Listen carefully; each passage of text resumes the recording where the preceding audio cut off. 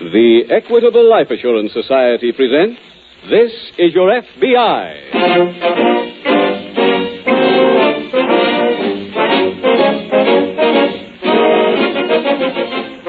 This is Your F.B.I., the official broadcast from the files of the Federal Bureau of Investigation.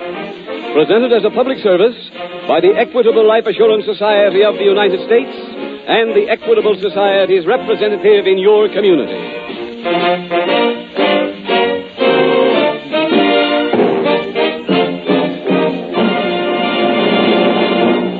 During the past few days, in every city, town, and county, representatives of the Equitable Life Assurance Society have been sending postcards to people in their neighborhood.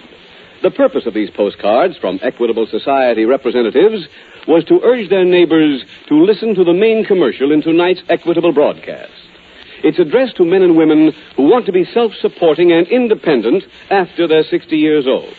If that's the way you feel, you'll be interested in the Independent 60s plan worked out by the Equitable Life Assurance Society of the United States.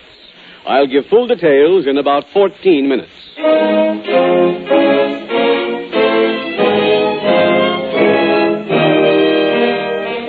Tonight's FBI file, The Three-Way Frame-Up.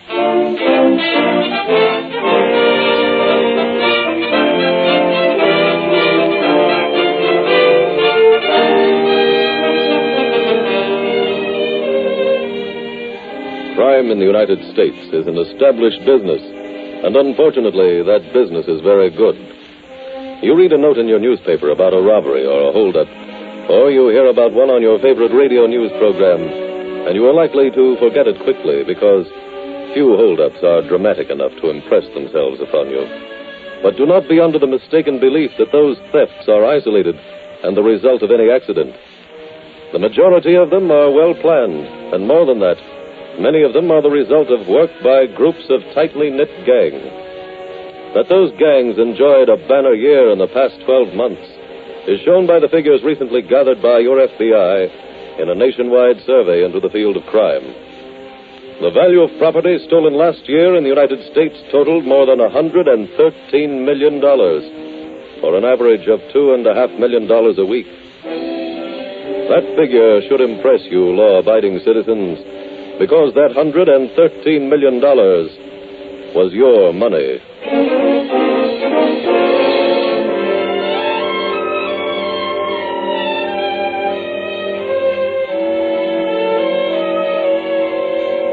Tonight's file opens in the lavishly furnished apartment of Alice and George Hopkins. It is mid-afternoon, and George has just come in. George? Yeah? What are you doing home so early? I don't feel well. Oh, I'm sorry, honey. Can I get you something? No, I don't want anything. What's the matter? I just want to see Dr. Elliott. He examined me with a fluoroscope. What's that? Well, it's like an X-ray machine, only you get the pictures right there without waiting. What did he say? I've got an ulcer. You've got it. I've got to take it easy. Oh, George, that's awful. Well, I don't like to be an I told you so, but I've been telling you right along you've been working too hard. I know, and you've told me to take it easy. But how can I? I run a one-man business. The cemeteries are full of people who ran a one-man business. What else did the doctor say? Oh, I've got to give up work for a while. Go away. But, George, that's wonderful. You haven't had a vacation in years. I know, but I don't think I should take one. Why not? Who will run my business? Oh, now, George. No, I mean it. Well, there must be somebody to take over while you're gone. Who? Who can I trust?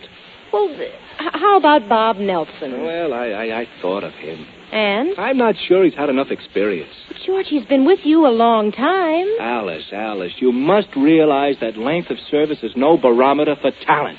But he's very clever at stealing things. You told me that. There's a great deal of difference between being a thief and a fence. My business is receiving stolen goods. But he's been helping you. I know. Well, then why don't you give him a chance? Oh, now, look, honey. Well, I'm only suggesting it so that you can get away. I realize that, but... Oh, now, look. This isn't good for my ulcer. Get me some water. I got to take some pills. We'll talk this over later.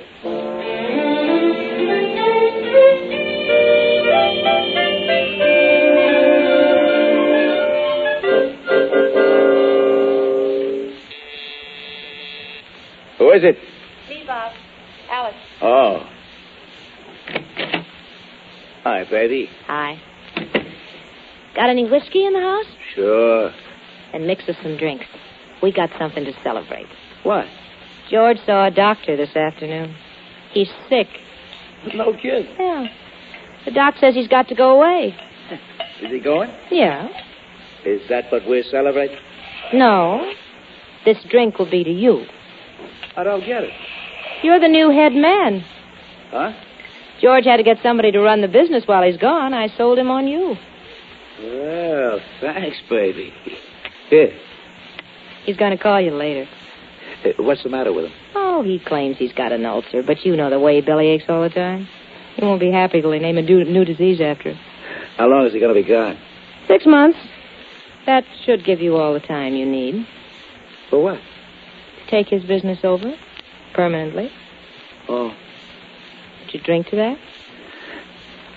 Sure, baby. There's only one thing to remember. What? I go with the job.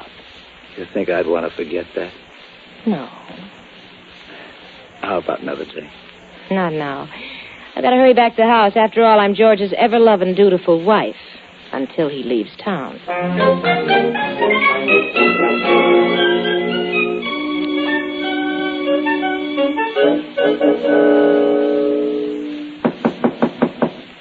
in. It's open. Hello, doll. Oh, Bob, honey. I didn't expect you here tonight, sugar. Honey, I just came by to tell you that you get ready to move out of this crumb hotel. Why? George Hopkins got sick, and he's got to get out of town. Well, how does that make me move out of here? I'm going to take over his business while he's gone. Oh. Don't you realize what that means, honey? All those things I promised you. You can have every one of them. Even the mink coat? 2 mink coats. One for when it rains. Oh, well, that's wonderful, Bob. Hey, I thought you and George didn't get along too good. He didn't pick me for the job. His wife did. Oh? Oh, now, don't get mad, honey. She don't mean anything to me. Well, why did she pick you then? She stuck on me. Oh, Bob. Well, look, I can't help it. Well, you must have encouraged her. I didn't, honey, honest. But we'll have to be careful for a little while.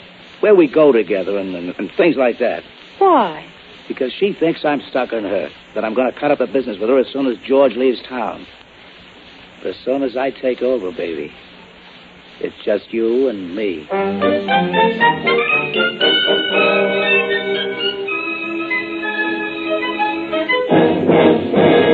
The next morning at the local F.B.I. field office, Special Agent Jim Taylor is just greeting Agent Ike Woodford. Hello, Ike. Hey, when'd you get back? Just this morning, You're Jim. a great guy. Hey, must have been a good vacation. Oh, it was wonderful. Plenty of sunshine, plenty of fishing. Hey, what'd you catch? Speckled trout. Huh? Now, I know this is an old cliche, Jim, but one got away that must have weighed at least... Ike, I'll bet it wasn't as heavy as this case you've been assigned to.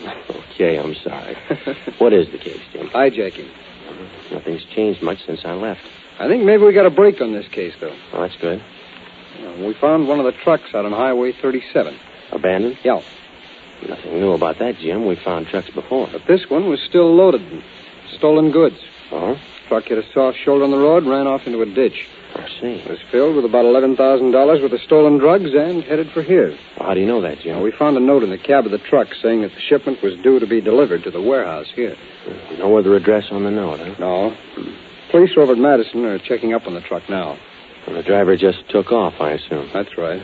I got to thinking about it, though, after I saw the truck, and I figured that maybe he was injured when he went off the road. So I checked with all the hospitals around Madison. Sure enough, guy came in with a dislocated shoulder to be treated. Did they have his name? Well, they had a name, but it wasn't the right one. He also gave him a phony address. I see. That's why I said we may have one break, though. The man who was treated for the dislocated shoulder left his shirt and undershirt at the hospital after they put on the cast. Well, let's hope we can get something from the laundry marks. The lab is working on that now, Ike. As soon as they give us the word, we'll start moving.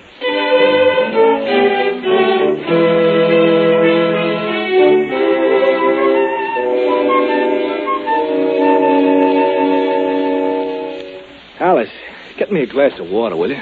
You gonna take some more of those pills? So quick? My stomach is killing me. What time is it? 10 after 10. Oh, where is Bob Nelson? He should have been here 10 minutes ago. Oh, I didn't know you called him. Here. Oh, thanks. Oh, I don't know what's in that medicine, but it sure helps. Maybe you better get an extra box for while you're gone. Oh, I've already ordered a whole case. Good. Oh, That must be Nelson now. Go let him in, will you? Okay. Hello, Mrs. Hopkins. Please come in. Oh, thank you. Hello, Nelson. Hello, George. Sorry to hear about your health. Yeah, it's awful, just awful. The doctor told me this is the worst ulcer he's seen in 35 years of practice. Well, you better take care of it, George. I'm going to. I'm leaving town in an hour. Hey, go sit down and let's get right down to business, eh? Can I get anything for you, Mr. Nelson? No, thanks. Hey, you better sit down, too, Alice. All right. Now, this list here, Bob, this is our list of contacts. They all ship stuff to the warehouse. Yeah, that's right. Now, this list here, these are the people who get rid of the stuff for you, depending on what kind of stuff it is. I see. And here's the lease on the warehouse. It's made out in the name of the ABC Corporation. Well, that's you. No, that's you. It's whoever runs the warehouse. There is no ABC Corporation, really. Oh, I get it. The names marked with the stars on that second sheet, Mr. Nelson, that means they can only be contacted at night. Yeah, I forgot to tell you that. They're supposed to be legitimate people, so don't bother them during the day. Okay. What else? I'll be back here in 6 months, Bob. Just see that nobody gets out of line with you. If you do that, the place will run itself. I'll be tough. Don't worry. Yeah. Well, if you get stuck on anything, just ask Alice. She knows as much about the business as I do. Fine. Thanks. Then after a few weeks, when she's sure you got everything running smooth, she's going to come out and join me. You won't mind if I come for you for some advice from time to time, will you, Mrs. Hart? No, not at all. In fact, I'd like you to call on me. That way I'll be sure to protect George's interests.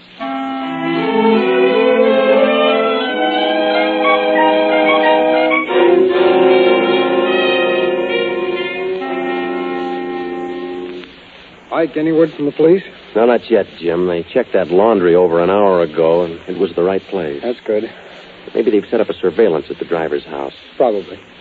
Well, there's nothing any of us can do now but wait until he comes home. I hope they get more from him than I got from the owner of that truck. Oh, I didn't know you saw him. Oh, that's right. You were in with the boss when that call came in from Madison Police. I thought that was a stolen truck, Jim. Yeah, so did I, but it wasn't. Well, I wonder why the driver took the trouble to remove the license plates then. Oh, he must have forgotten in his panic that we could check the motor and serial numbers. At any rate, the owner turned out to be a man named Joe Spencer. Never heard of him. Well, he's not a local. He's from over in Madison. Police had no trouble in picking him up. Did he admit owning the truck? Yes, but he claims he had no idea what was in it. He says he only uses the truck during the day and that his driver must have loaded it with the stolen drugs. That's a likely story. He made it even more implausible by saying that he had just hired the driver. Didn't even have his name or address on record. Well, he certainly sounds like he's mixed up in this thing. Oh, up to his ears. Jim, Oh, yes, Carl. this teletype just came in from police headquarters for you. Oh, well, thanks, Carl. Is that about the driver? Yeah. His name is Eddie Leslie, Ike. Hey, he's told the police his whole story. Including the location of the warehouse here in town? Yes, it's at 989 Franklin Avenue. The police are on their way there now. I'd better go over and meet them.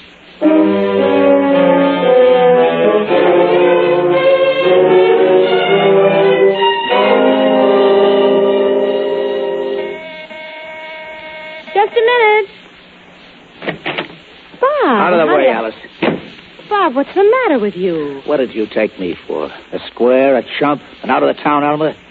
You know I've got a good mind Wait a minute. What's this all about? Great little deal you handed me. What are you talking about? I just went by the warehouse. The joint is crawling with cops. What? They're all over the place. And every one of them is looking for me. Bob.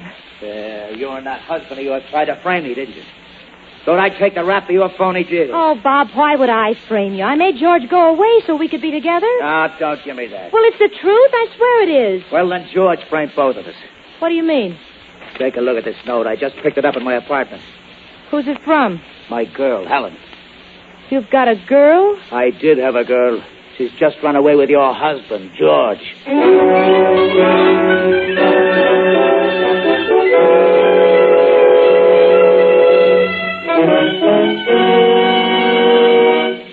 We will return in just a moment to tonight's file, which shows how your FBI helps promote national security. Now let's talk briefly about another kind of security. Security for men and women who want to look forward to independent 60s. What do you mean, independent 60s? It means that you're not accepting 1 cent of charity after you're 60 years old. You don't have to live in someone else's house. You're still enjoying life. To one man, independent 60s means a home of his own in the country. Yes, eggs from your own chickens, fruit from your own orchard, vegetables from your own garden. Or, to another man, independent 60s means travel, going south for the winter. But whatever Independent 60s means to you, the thing to do is to stop wishing and hoping for it and start doing something about it right now. Start by investigating the Independent 60s plan offered by the Equitable Life Assurance Society of the United States. Well, sounds fine if a man can afford it. But what am I going to use for money? Well, if that's all that's holding you back, Tom, then your Equitable Society representative has a very pleasant surprise for you. He'll work out an Independent 60s plan that's geared to your present income. Actually, if you're between the ages of 30 and 45 and covered by Social Security, you'll be amazed how little this Equitable plan costs, considering how much it does for you. At any rate, it costs absolutely nothing to find out. Your Equitable Society representative will give you the facts and figures on the Equitable Independent 60s plan. Get in touch with him soon, or write care of this station to the Home Office of the Equitable Society. That's EQUITABLE. The Equitable Life Assurance Society of the United States.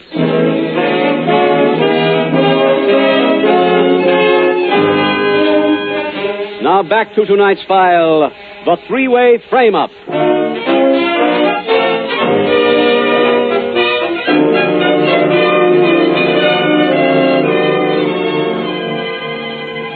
Tonight's case from the files of your FBI graphically illustrates one important point, and that is that in the mind of the typical criminal, loyalty is a word which means being friendly with the winner. Past friendships, marital ties, alleged love, none of those count for anything in the tortuously warped brain of anyone who tries to make his livelihood outside the law. The files of every large law enforcement agency, like your FBI, is liberally studded with cases in which brother has turned on brother, in which child has turned on parent. The only things which govern a criminal's behavior are, what's in it for me, and who can I frame? As Mr. J. Edgar Hoover, director of the Federal Bureau of Investigation, has pointed out, one of the reasons for the present-day high crime rates is the failure on the part of too many citizens to assume the responsibilities of citizenship. Part of your job as a citizen is to see to it that your local police department is well enough manned and financed so that it can do the job it wants to do, so that it can help drive the criminal out of business.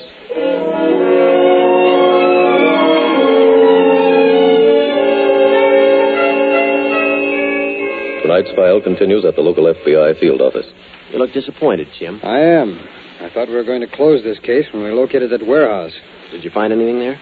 No, when we got there, the place was empty. Doesn't sound like the truck driver told the truth. No, I think he's leveling with us, Ike. Oh, but it doesn't make sense that a drop as big as that one could be empty at any time. Not unless somebody just emptied it. Well, the only reason for doing that would be because the owner knew we were on his trail. Well, maybe he did. Or maybe he guessed that his driver would talk.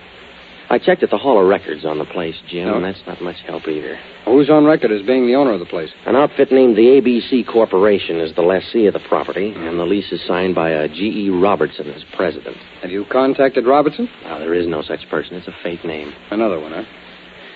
Well, maybe the watchman was right. He told me a man named Bob Nelson had been there earlier and said that he was the new boss. I know that name, Jim. Yeah, so do I. I'm having the records section send us everything they've got on him. Maybe we can get a lead from that.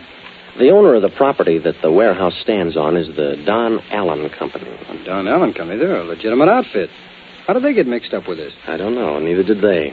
They said that they were paid rent every month by the ABC Corporation and never investigated what was going on at the warehouse. It's too bad. If they had, maybe we could have broken this ring a lot sooner. Jim? Oh, yes, Carl, what is it? From the record section. Oh, thanks, Carl. Well, let's hope this is it. Mm-hmm. Well, looks like Bob Nelson has a pretty long record. Yeah, he sure has. Hey, Ike, Mm-hmm. take a look at this. Right there.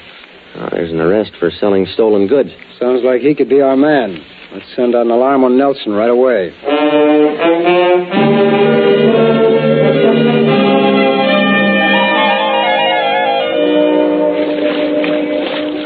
Hey, Georgie. Yes, Helen? Ain't you coming in the pool again, sugar? No, I've had enough for the day, honey. This desert air starts to get chilly. All right. Well, I'll come out too then. Oh, I'll give you a hand. Oh, thanks. Whew. Dry me off, will you? Oh, sure. I wonder what time it is. Oh, it's 5:12. Hey, What? you forgot to remind me to take my pills. No, I didn't. Well, where are they? I haven't got them. Well, did you leave them in the cottage? No, I threw them away.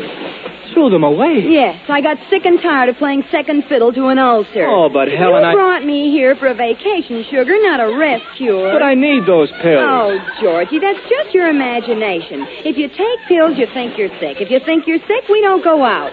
We came to the desert to have fun. Honey, we've been having fun. We swim every day. You go shopping for clothes. No, well, I want nighttime fun. I want to ride out in the desert, visit the sheiks. Honey, there are no sheiks in Arizona. Well, then take me dancing. Aren't there places for that? All right, honey. We'll go dancing tonight.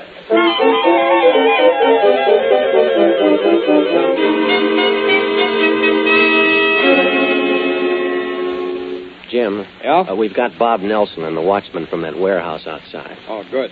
Ike, will you send Nelson in, please? Right. Oh, and Ike, while I'm interviewing him, why don't you see what you can find out from the watchman? Then we can compare stories later on, Okay. All right, Nelson, this way. Here he is, Jim. Thanks, Ike. Sit down, Nelson. Okay. I'm telling you right now, you guys have got nothing on me. That remains to be seen. I'd like to ask you a few questions, Nelson. Go ahead, ask me anything. Why did you tell the watchman at the warehouse that you were the new boss? I didn't tell him that.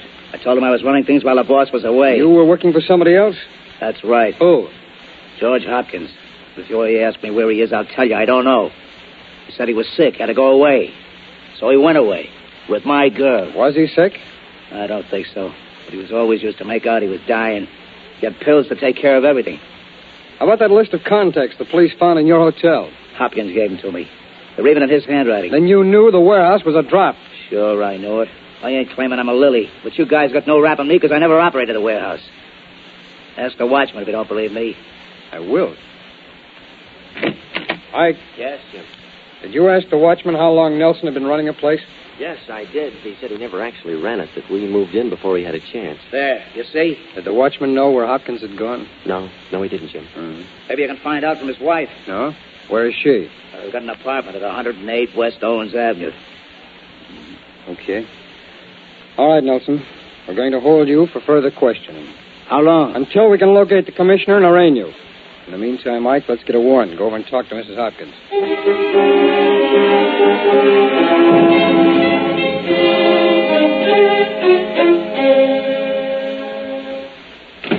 Nothing in this closet, Jim. They certainly emptied every room thoroughly. Yeah, they sure did. I wonder how Miss Hopkins found out where her husband was. I don't know. All she told him down at the desk is that she was going to visit him. Maybe she was running away. Yeah, could be. She left this morning, huh? Well, that's what they said. They said she seemed to be in a big hurry, too.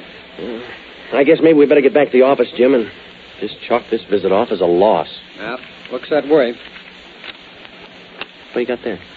Oh, here's some health pamphlets I found on the desk over there. Listen to this, will you? You can be healthy at 90. Life begins at 55, too. And, listen to this one. Bad eaters die young. He sounds like a worse hypochondriac than we thought he was. Oh, he certainly does. He sounds like the kind of a... Ike, hey, that might be the answer. What's that? Well, we know he's a hypochondriac, which means he must have a nice, large collection of pills and medicine. That's right. All right, where do you buy pills and medicines? In a drugstore. Right, come on, let's check every drugstore in this neighborhood.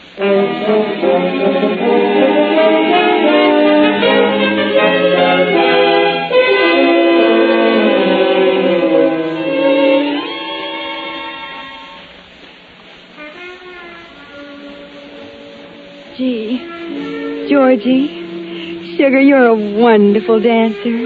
Thanks. Now, aren't you glad you did this? Yeah. You know, I bet you forgot all about your ulcer, too. Well, Helen, to tell you the truth... May I cut in? Huh? Alice. What's the matter? Aren't you glad to see your own wife? Helen, why did you throw away those pills? What are you doing here? How did you know where he was? I called his tailor. I knew he couldn't go anywhere without letting him know where to send his clothes. Aren't you ashamed of yourself, young lady, running off with my husband? Oh, stop with that stuff. What about you and Bob Nelson? I got the whole rundown on that one. We're all finished. So are we. Oh, no, we're not. I want $25,000 or I go to the cops. Shh, people are looking. I don't care. Besides, it's impolite to discuss money matters in public. Alice, walk around the floor to our table, huh? We'll dance over to meet you. All right. Come on, Helen. Sugar, you're not really going to give her $25,000, are you? Of course not. Well, then why did you... I'm gonna have her come down to the cottage with us. When we get her there, we'll lock her in the closet and blow. Oh, but what... Shh, quiet. Well, What do we do now? We'll go down to our cottage and talk, Alice. First, though, I've got to pay our check. Waiter! Oh, waiter! Better call for a lawyer, too, Mr. Hopkins. Who are you? I'm a special agent of the F.B.I. I've got a warrant here for the arrest of all three of you. George, I guess I shouldn't have thrown away those pills.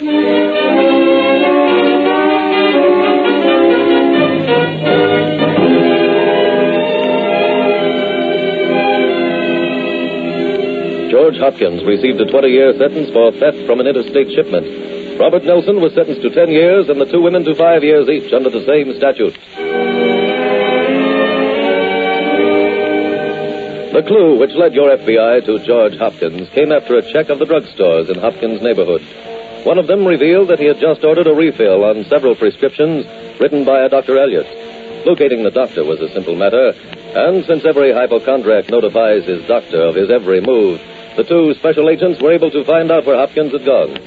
A quick trip to the resort brought the results you have already seen, the arrest and subsequent conviction of all the criminals involved. When your FBI closes a file like this, a file that has been a major irritant for some time, there is the very human temptation to relax and to enjoy the fruits of victory. But every special agent has been trained to realize that relaxation is not a part of law enforcement. Stop fighting crime for one day, and the crime wave will wash away the hard-won victories of a month. It may be true that there is no rest for the weary, but it is even truer that there is no rest for the members of your FBI. Special agents who have learned that the price of successful law enforcement is the same as the price of liberty, eternal vigilance.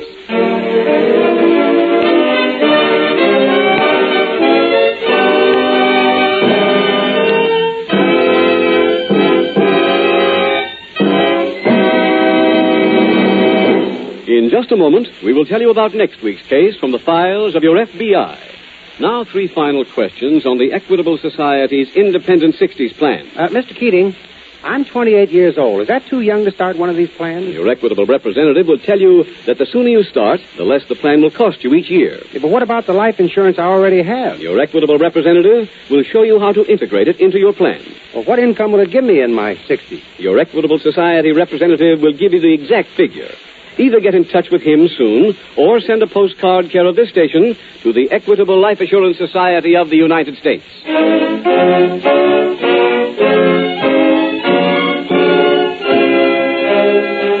Next week, we will dramatize another case from the files of the Federal Bureau of Investigation. A telling story that underlines the nation's #1 law enforcement problem. Its subject, juvenile delinquency. Its title, The Remorseful Runaway. The incidents used in tonight's Equitable Life Assurance Society's broadcast are adapted from the files of the Federal Bureau of Investigation. However, all names used are fictitious, and any similarity thereof to the names of persons living or dead is accidental. Tonight, the music was composed and conducted by Frederick Steiner. The author was Jerry Lewis. Your narrator was William Woodson, and Special Agent Taylor was played by Stacy Harris. This is Your FBI is a Jerry Devine production.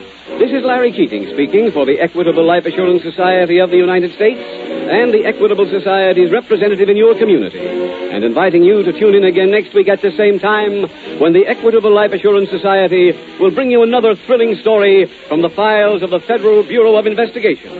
The Remorseful Runaway on This is Your FBI.